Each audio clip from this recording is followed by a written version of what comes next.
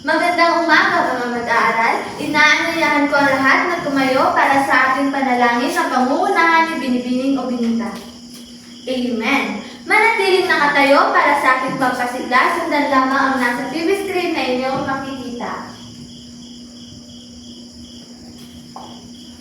It's me who loves you, baby. It's me who loves you, baby. It's me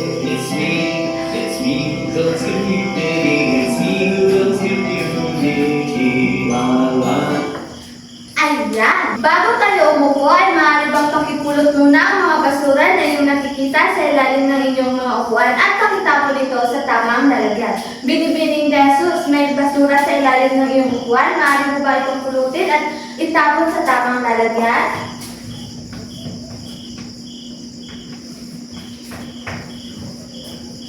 Binibining Kali, may lumiban ba sa umagang ito?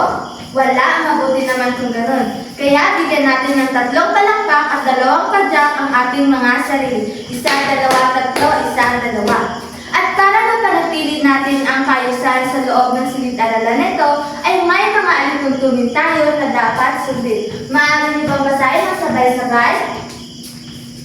Maraming salamat. Bago natin buksan na formal ang ating talakayan sa umagang ito, ay ano nga ba ang ating tinalakay noong nakaraang pagkikita, Binibining Katayunan? Maraming salamat. Class, sa umagang ito ay magkakaroon tayo ng panibagong talakayan. Pero bago ang lahat ng yan ay magkakaroon muna tayo ng isang gawain na kung saan ito ay magiging konektado sa ating bagong paksang pag-aaralan. Mayroon akong isang papel dito at sa loob ng papel na ito ay nakasulat kung ano nga ba ang magiging topic natin sa umagang ito. At ang papel na ito ay inyong ipapasa sa inyong katabi habang kinakanta natin ang kantang Watermelon. Handa na ba ang lahat? Magaling. Ang papel ay aking ibibigay kay Binibining Katubis. At si Binibining Katubis naman ay ipapasa niya ito sa kanyang katabi.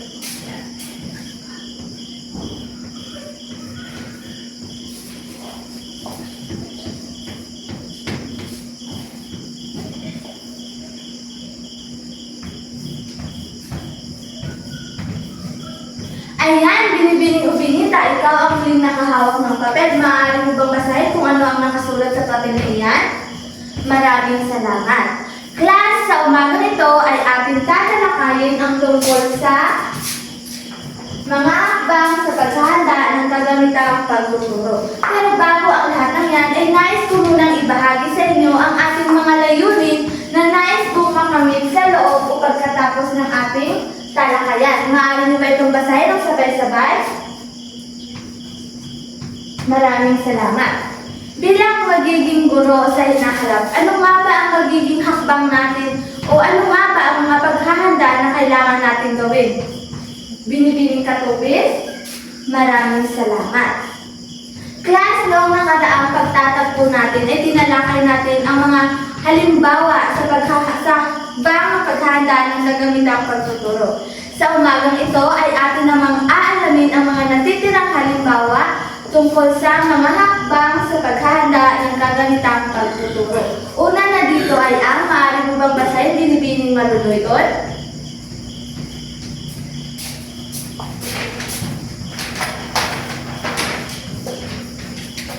Maraming salamat.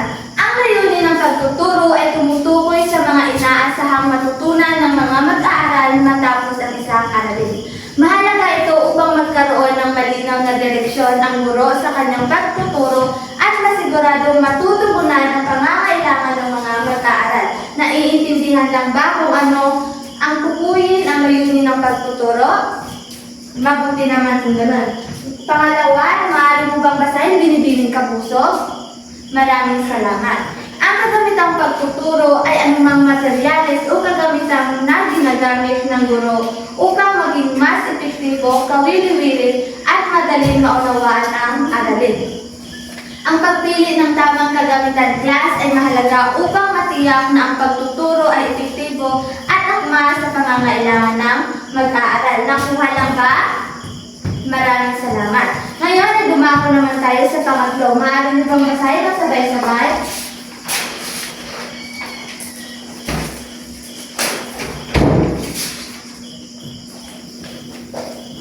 Maraming salamat. Class, ang estilo ng pagtuturo at estratehiya na ang paraan kung paano ihahatid ng guro ang kaalaman sa mga mag-aaral.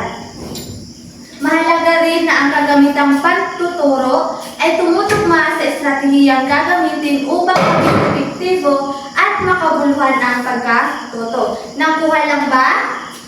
Binibining Lopez, nakuha mo lang ba kung ano ang ibig sabihin? Maraming salamat.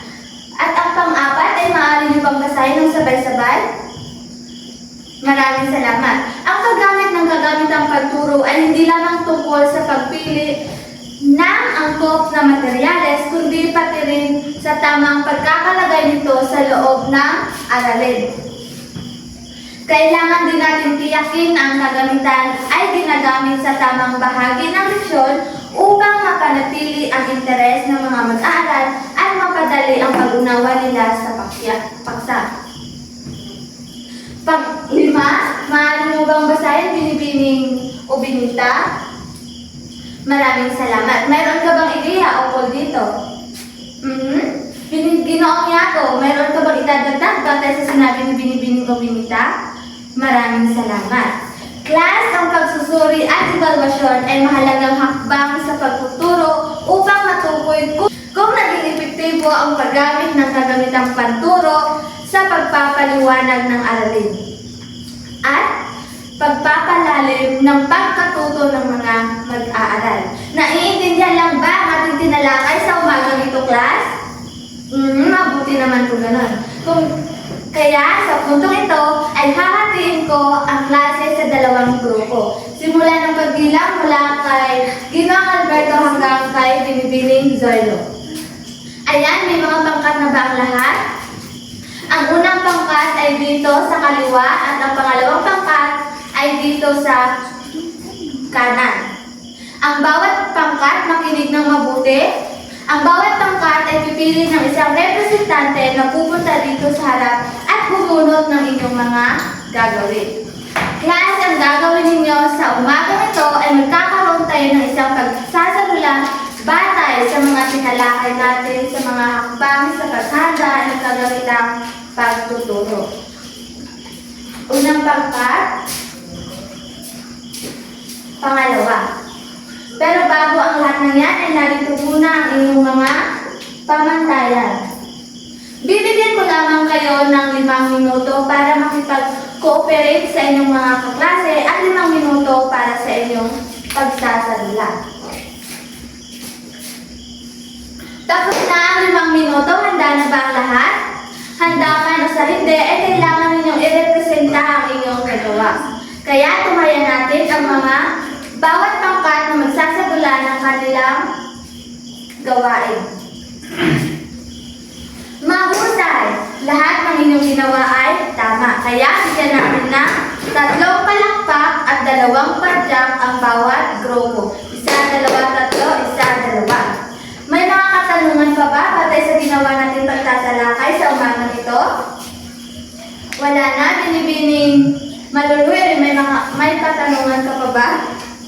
Wala na, mabuti naman din naman. Kung wala na kayong mga katanungan sa umagang ito, ay ako magtatanong sa inyo.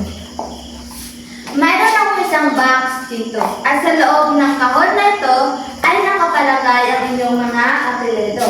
At kung sino mang apelido ang aking mabubunot, ay siya ang sasagot sa mga katanungan na naisulat ko sa papel na ito.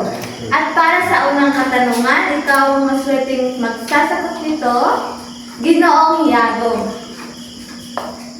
Para sa iyo, gaano nga ba kahalaga ang mga hakbang sa paghahanda ng kagamitang pagtuturo? Maraming salamat, Ginoong Yago. May dadagdag ka pa ba dito, Binibining Pata? Magaling. Bigyan natin sila ng 5 palakpak. 1, 2, 3, 4, 5. At para naman sa pangalawang katanungan, Binibining Lopez. Ano nga ba ang paksang ating tinalakay sa umagang ito? Tama! Tunay nga na ikaw ay nakikinig sa talakayan natin sa umagang ito. At para naman sa panghuling katanungan,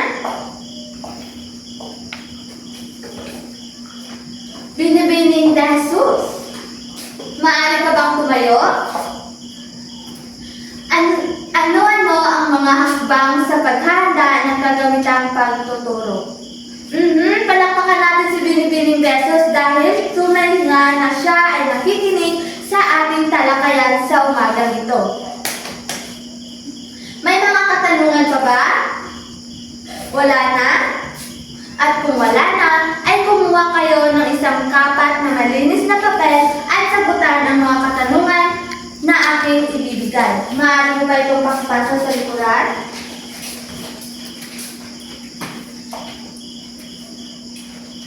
At basahin ng mabuti upang hindi kayo magkamali. Tapos na ang 5 minuto, pakipasa ang lahat ng papel dito sa harapan sa bilang kong 5. 1, 2, 3, 4, 5. At kung sino mang papel ang mahuhuli, ay hindi ko na tatanggapin at mamarkahan ko ito ng absent. Binibining Jesus, maaari mo bang pakikolekta ang lahat ng papel at ipasa sa akin mamaya pagkatapos ng ating talakayan? At para naman sa inyong takdang aralin, maaari bang basahin ng sabay-sabay? Maraming salamat. Uulitin ko ang inyong takdang aralin ay pag-aralan ng ating tinalakay sa umagang ito at gumawa ng isang tula na konektado sa topiko natin sa umagang ito. Naiintindihan lang ba? At ipapasa niyo ito sa susunod nating pagkikita. At kung magtatanong kayo kung saan niyo ito isusulat, siyempre, isusulat niyo ito sa isang buong malinis na papel. Nakuha! Mabuti naman kung ganon. Magsitayo ang lahat para sa ating panguling panalangin na pangungunahan ni Ginoong Yago. Amen. Paalam at maraming salamat, klase.